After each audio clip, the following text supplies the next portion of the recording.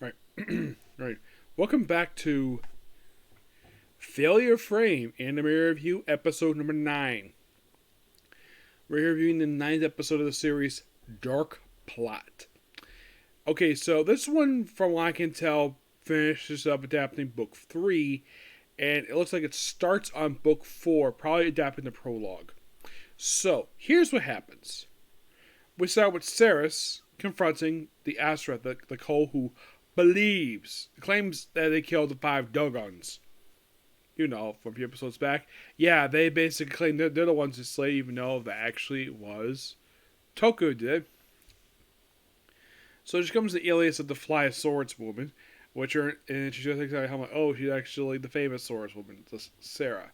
So, like, first I lead to someplace that, and of course everyone, and intentionally portraying them, and then, well, and then of course they're all paralyzed by, of course, by the real killer of the 5 Dugons, Toka, who was the Lord of Flies, with Piggy Morrow. And proceeds to poison all of them. And apparently, he finds out when he's battling the Duke's men, when ESP shows up, of course, Sarah takes Liz away. Though Sarah does help out killing one of the soldiers, which he apparently doesn't have a problem with that at all, even though he kind of violated orders, but it's fine. So, E-Speed is like, it's her turn to help out. So she kills a lot of the Duke's men. And apparently the whole poison and paralyzed thing, the poison had a limit on it, which is interesting because he never knew there was a limit on it. Paralyzed still works, no problem, just poison didn't. So, then of course they confront the Duke after killing all of his men. He paralyzes him long enough for E-Speed to behead him, after him proclaiming that he was going to skin her and have Liz wear a pelt while he sells to a brothel. Yep, and after he's pretty much eliminated, the Asteroid group is pretty much wiped out. Yeah, the corpses are basically destroyed because Toka's not working out that he actually was one who killed the 5 Dugons. So, they all proceed to head to the land of Golden Man monsters, like right after that, no problem. And of course, they reach the border.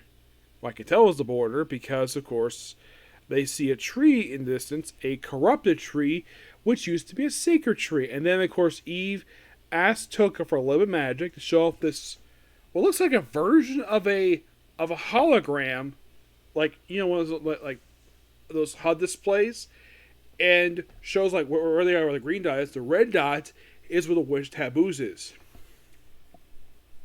Which I'm like, that's interesting.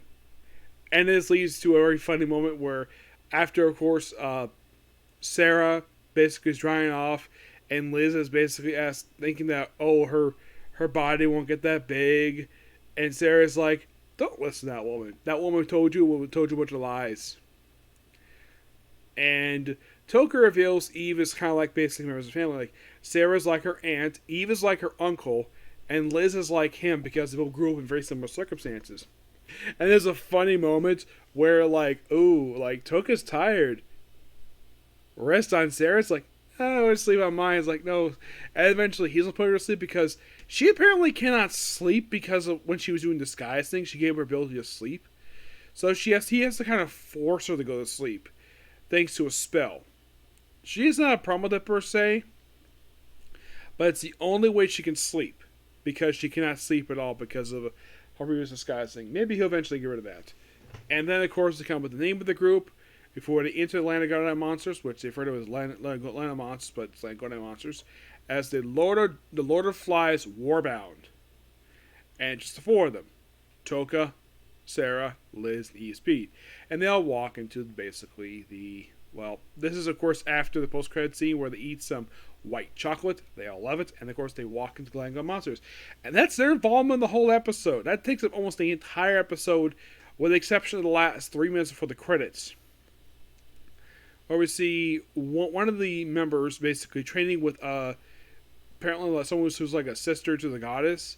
And, of course, they promised to her not to tell anybody that she's the one training them. And, of course, like, oh yeah, we have these legendary saints, very powerful, going to train them. mentioned, oh yeah, possibly next bit I get into is, but then with the demon army. And that scene ends with the goddess telling the woman who was training the other girl that they're probably entering Land of Guardian Monsters next. Yeah, but really good episode. Definitely can't wait for next week. Now, we have only 3 more to go, and that's it. And here's the thing. By the end of this month, this will be done. Yes, it means Thursday free. And those of you curious, though, for the new anime come out next month, is there any come out on Thursday? Thursday, no. But Wednesday and Friday, there's definitely something. And I know that next week's Blex, of course, wait for the dub for that one. Now, there's also Rama Have coming next month, too. Yeah, Rama Have coming next month. So, we have, like, several anime premiering next month. Like we have 1, 2, 3, 4, 5 anime premiering next month. And that's all I got so far. And nothing on Thursdays. It seems like whenever I have an interview on Thursdays, it's usually stuff I was bench watching anyways.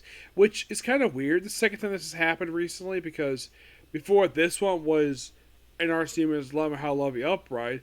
Before that, the last anime I watched that came out on Thursday was Shaman King. The 2021 reboot. That was the last known one. That was 2 years ago.